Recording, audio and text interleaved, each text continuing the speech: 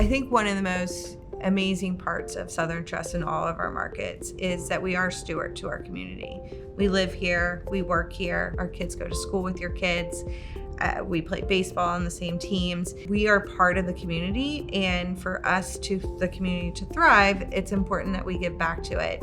And Southern Trust, the loan officers, the sales team, they are so committed to making sure that they are positively impacting the communities they serve. They're at every event. They are, committed to, cleaning the bay. They are committed to helping families during Thanksgiving and Christmas have beautiful holidays together. They're committed to, sending treats over to our soldiers, to make sure that they have something sweet on Halloween, giving back to the community in the spirit of helping classrooms and teachers, to have that fresh start and that, go-getting attitude for these students. I think that says a lot about us. I mean, we're not a huge company.